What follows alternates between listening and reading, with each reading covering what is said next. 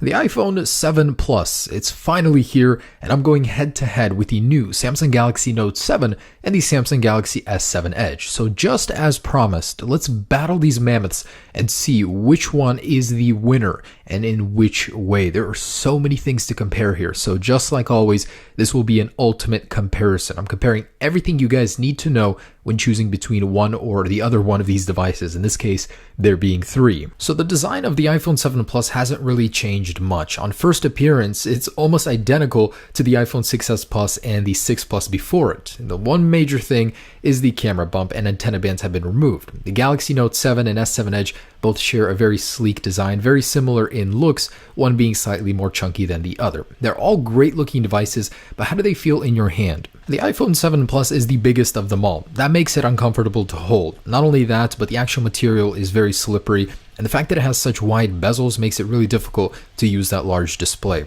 So the Galaxy Note 7 has the biggest display of them all, yet it's one of the smallest devices here. It's very easy to grip, and at times I actually kind of wish the bezels were a little bit thicker on the Note 7, just because I find myself triggering things on the display, the overlap when holding it. But the Galaxy S7 Edge is the smallest of all three phones. It is extremely comfortable to hold on to. So while both phones are holding on to the designs from the previous generation, the Galaxy Note 7 and S7 Edge are both the more sleeker looking devices. They both look brand new. In terms of actual sizing, the iPhone 7 Plus is the heaviest device, despite having the smallest display, and the Note 7 is the second chunkiest, with the S7 Edge being the slimmest and thinnest design. And a quick look at the bottom of the phones reveals that they're all using different ports. The iPhone with Lightning, Note 7 with USB-C, and micro USB on the S7 Edge. So moving on to build, all three phones here do share a water resistance capability. However, the iPhone 7 Plus has the weakest rating of the bunch, IP67 versus IP68 on the Galaxies. So that means you can only take it up to a meter underwater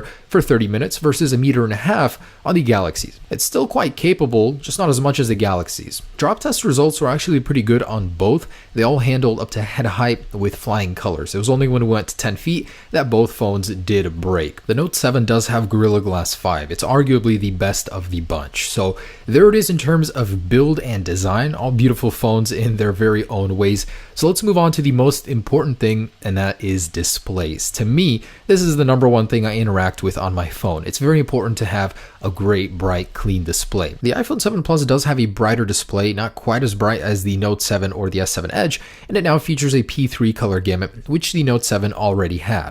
Now, DisplayMate gave the iPhone 7 Plus high praise, saying it was the most color accurate display that they have ever measured. That is incredible. The iPhone 7 Plus did come a long way in terms of tech. It just reached a barrier because LCD can't go much higher. OLED is the future, and Apple's going to be shifting to OLED tech next year, and I went ahead and compared all of these displays in low light. The darker colors definitely appear more dark as there is an infinite contrast ratio on OLED panels. It looks great on all of them, the colors especially. It's just when you get into the more darker stuff that on the Galaxy's OLED panels, you can definitely see less light bleeding through. It's very interesting how every single phone here has a unique perk when it comes to display technology. The iPhone 7 Plus has 3D Touch, which actually comes in very handy. It's a pressure-sensitive display, and the Samsung Galaxy Note 7 has its unique S Pen. So it's a stylus that can revolutionize how you use your device. It's more for professional use. It also does have the curved edge, which the S7 Edge also has, except it's a little bit more apparent on the S7 Edge. So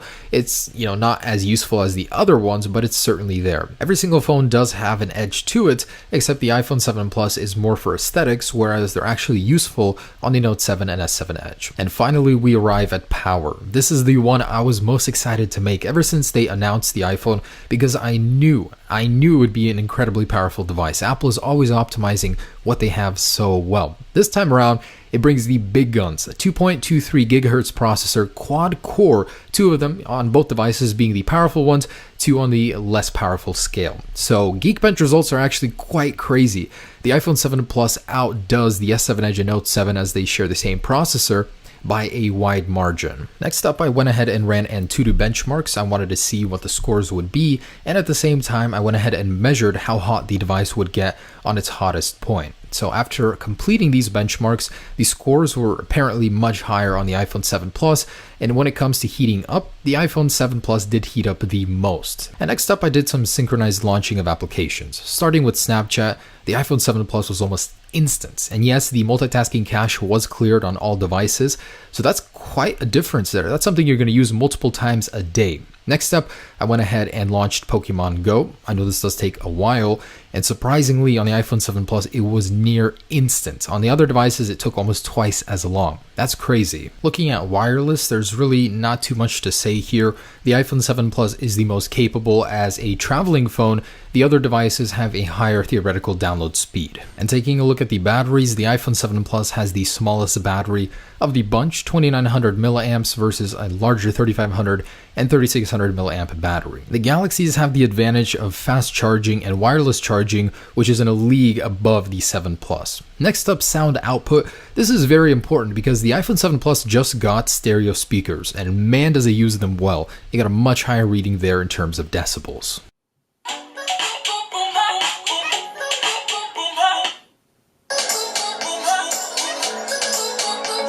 And just how fast can you unlock your phone? The Note 7 unlocked first with the S7 Edge second, iPhone 7 Plus in third, and Iris Scanner last. So we arrive at the big one, cameras. The iPhone 7 Plus has a complete overhaul in that department. It now has a dual lens camera with 4 LED flash, and I'm just amazed at how good it is. I've been using it for a while now. So I'm going to let you guys sit back and enjoy the footage I shot comparing these devices. Note 7 versus 7 Plus. So this is a movement test. I just want to show you guys the actual movement between these phones. So they're both pretty steady. I mean, both have optical video stabilization, which is pretty standard nowadays. It's kind of a grayish, overcast day, but I mean, it looks pretty good. So from the on-screen, I can already see that the Galaxy seems to represent colors a little bit more fake, but it's more pleasing to the eyes, certainly.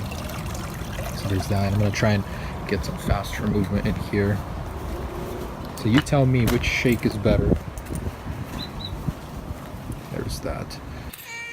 Here's my cat. It's very unusual to actually see him like this. There's a mouse trap. He's not doing his job very well.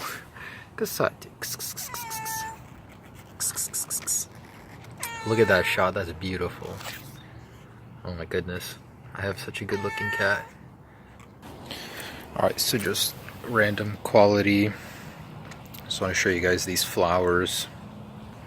Looks beautiful on both, really.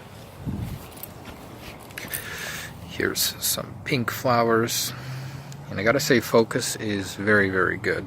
So on both of them, focus is near instantaneous. On the Galaxy, it's a little bit faster, that's for sure. So the iPhone was blurry for a couple seconds, and then it focuses. But the Galaxy focus is instantaneous. I love that. Let's take a look at these. Gorgeous, absolutely gorgeous. I love it. Here's some pink and red in the same shot, and some blue.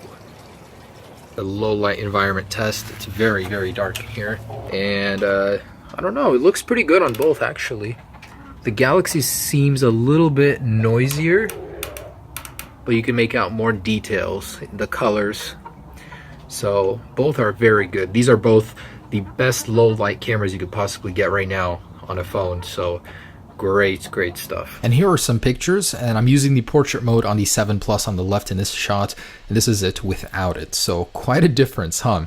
Overall, very, very good quality, very comparable. The iPhone 7 Plus seems to do very well in terms of colors, much better versus the 6S Plus. And I'm so happy Apple is actually focusing on great quality with the front-facing camera. It's now 7 megapixels, and yes, the quality is better comparing it to the Galaxies. So I'm just going to show you from the front some colors, just so you guys get an idea of how this looks, and I want to test the audio as well. So audio is very important, and filming with either one of these guys, you're gonna get different audio, of course. Seems to be pretty good on both.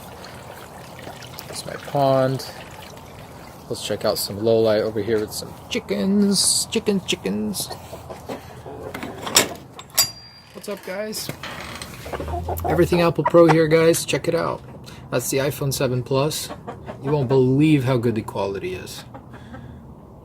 Yeah, that's it. So the last thing I wanted to touch on is special technology. This is something that stands out to me, is that the iPhone 7 Plus now has 4 LED flash, well, both the 7 and 7 Plus.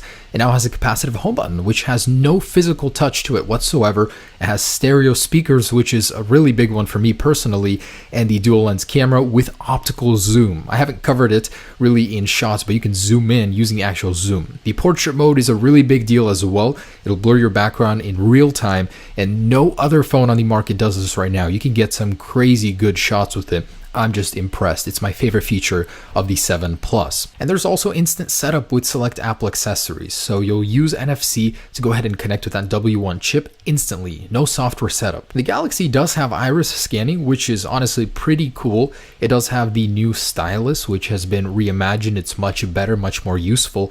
And hey, look at this. It does have a 3.5mm headphone jack, so no need to fiddle around with adapters or anything like that. Also, my favorite thing about this guy is that it does have wireless charging and quick charge. So even if the battery life isn't that great, you can charge it up almost instantly. So of course, each phone does have its own merits. Look through this list that I wrote for each phone and find those points that are most important to you. We all have different ones. For me, personally, the flash, the camera is number one about the 7 Plus, and also the virtual home button is really cool. The Galaxy comes with a lot more innovation, that's for sure. It has a deeper water resistance rating, a sharper, brighter display versus the iPhone 7 Plus, and of course many other reasons to choose this one. Overall though, I'm quite surprised. These phones are amazing. I mean, they are top of the line. Choosing between one or the other is going to be a very difficult task. So the last point I wanted to touch on is pricing. This is off-contract pricing, and for the most part, they're pretty evenly matched. The Note 7 is a little bit expensive. You're getting a lot for that money, don't get me wrong. It's just $100 more than the base entry model iPhone 7 Plus. For the same price, the 7 Plus will offer 128 gigabytes out of the box. So guys, there it is. That took so long. So I just wanted to say thanks so much for watching. It means a lot to me. Hopefully I made this choice a little bit easier for you. It's not easy. Whichever choice you make, it won't be the wrong one. Have a great day, guys. Enjoy your devices and all the cool things you can do with them. Peace.